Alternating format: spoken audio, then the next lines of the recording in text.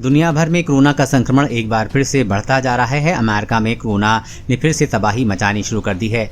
वहां की आधी से ज्यादा आबादी पूरी तरह से वैक्सीनेट हो चुकी है। उसके बावजूद कोरोना के मामले तेजी से बढ़ रहे हैं। अस्पतालों में भर्ती होने वाले मरीजों और मरने वालों की संख्या बढ़ रही है। इस बीच विश्व स्वास्थ्य संगठन ने यूरोप में भी कोरोना की महातबाही की चेतावनी दी है। WHO यूरोप के डायरेक्टर हॉन्स क्लूज ने दिसंबर तक यूरोप में 2 लाख से ज्यादा और मौतें होने की आशंका जताई है। सोमवार को उन्होंने बताया कि यूरोप में एक बार फिर से मौतों की संख्या तेजी से बढ़ रही है, खासकर गरीब देशों में। उन्होंने बताया कि पिछले हफ्ते इन देशों में मौतों की संख्या में 11% की बढ़ोतरी हुई है। अगर यही हाल रहा तो 1 दिसंबर तक यूरोप में 2.36 लाख से ज्यादा मौतें होंगी। यूरोप में अब तक 12.69 लाख कोविड मौतें हो चुकी हैं। डेल्टा वेरिएंट है संक्रमण बढ़ने की वजह।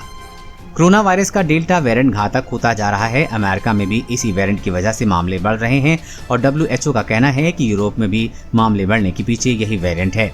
WHO के मुताबिक यूरोप में अब तक कोरोना के करीब 6.5 करोड़ मामले आ चुके हैं। यूरोप के 53 में से 33 देशों में पिछले 24 दिनों में कोरोना के मामलों में 10% की बढ़ोतरी हुई है। क्या यूरोप में तीसरी लहर आने वाली है? जून 2021 में वायरोलॉजी पर एक साइंस जर्नल छपा था। इसमें कहा गया है कि यूरोप में तीसरी लहर आएगी या नहीं, ये बात वैक्सीन की एफिकेसी पर निर्भर करती है। अगर वैक्सीन ज्यादा असरदार नहीं है और ज्यादा लंबे वक्त तक सुरक्षा नहीं देती है तो इस गर्मी में वहां तीसरी लहर आने का अनुमान है। इस जर्नल में सुझाव दिया गया है कि तीसरी लहर को रोकने के लिए कड़े उपाय अपनाने होंगे। वहीं WHO ने भी कहा है कि यूरोप में भले ही आधी से ज्यादा आबादी को वैक्सीन लग चुकी है, लेकिन पिछले कुछ हफ्तों में वैक्सीनेशन धीमा हुआ है और इसका असर बढ़ते कोरोना के मामलों के रूप में दिख रहा है। उसका कहना है कि कई देशों में अभी भी सिर्फ 6% आबादी ही वैक्सीनेट हुई है। यही नहीं, कई इलाकों में तो 10 में से सिर्फ 1 हेल्थ वर्कर को ही वैक्सीन दी गई है।